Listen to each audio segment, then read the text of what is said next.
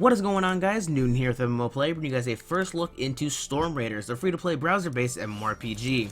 So upon jumping into this game, it's a very generic browser-based MMORPG, nothing we haven't seen before. There are a few things that make this game a little bit different compared to other browser-based MMORPGs, and I kind of prefer this one a little bit over some others, but let's go ahead and get right into the game.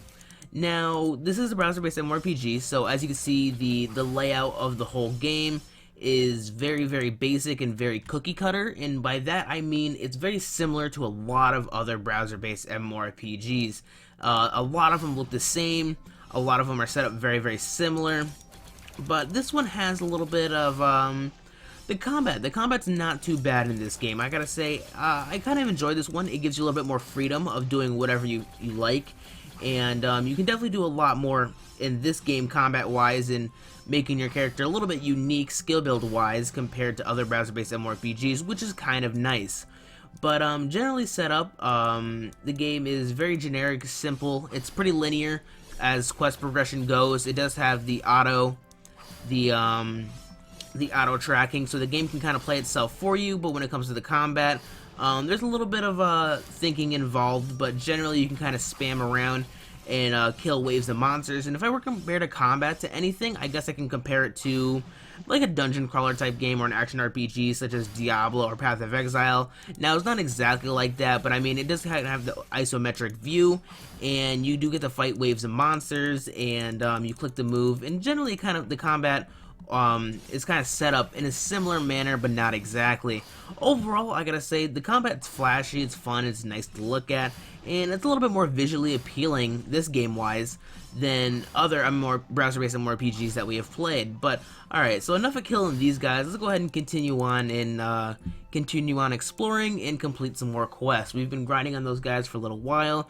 They give a decent amount of XP, but generally I think your best progression rate is going to be through quests. You complete 1 or 2 quests, and you're going to be leveling up pretty darn quickly. Now, we're already level 12. I completed just a few quests to kind of get a feel for the game, and progression-wise, it's very quick. Just like other browser-based MMORPGs, like I said, this one is not a lot different from others.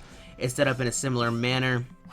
It did not take long to really start leveling up and get the ball rolling in this game. Now, as far as classes go, there's 4 different classes to choose from, each one being kind of a different variation of a warrior or a mage type class, each with some fancy and flashy skills to use, which was pretty nice. And oh, it seems like we kind of get a daily login. So do we get daily login rewards? Let's go ahead and check in. You made a report? Okay, so it seems like once we get some a certain amount of entries, we can receive some rewards, so that's kind of nice. That's kind of a nice system. I enjoy games that do that, rewarding you for playing, which is kind of nice. It kind of gives you an incentive to remember to log in for that day and, you know, keep playing. So, enough of killing these guys. We've killed enough for the quest. Let's go ahead and continue on, turn this in, and progress on a little bit more. Now, as far as graphics and the world goes in this game, it's this fantasy feel. It feels and looks very similar compared to other browser-based MMORPGs, but this one is kind of it's still fantasy-based, but it's kind of like an Asian fantasy-based, which is kind of cool. It's nice. It's I haven't really seen kind of an Asian-based theme for browser-based MMORPGs, so it's kind of a nice thing to look at. It's a little bit different than a lot of the other things that we've seen, but generally, like I said, set up and copy and repaste it of kind of some other MMORPGs. But other than that, the combat's a little bit different, and it has that going for it, which is not too bad.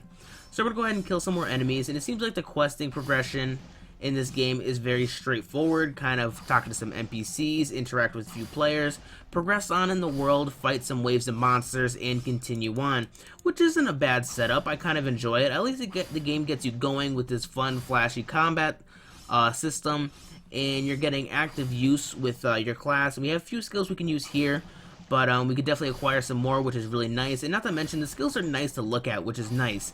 And it's not kind of the auto-attacking system that a lot of browser-based MMORPGs do, where the game completely plays itself for you. When it comes to the combat, you do have a little bit of say, and it does require you to kind of interact and utilize your skills. And upon leveling up, I'm sure content will get harder. With the interaction like this, will get a lot much better. I think it'll be much better the more you progress on in the game. So we've killed enough of these guys, we can go ahead and continue on, but generally it seems to be pretty straightforward, very simple. We auto path our way to talk to some NPCs, pick up some quests, continue on, find some new areas to kind of explore and some more monsters to fight. Maybe we'll find some dungeons and so on later on, but the questing and the level progression is very quick and it's very easy to get into the game.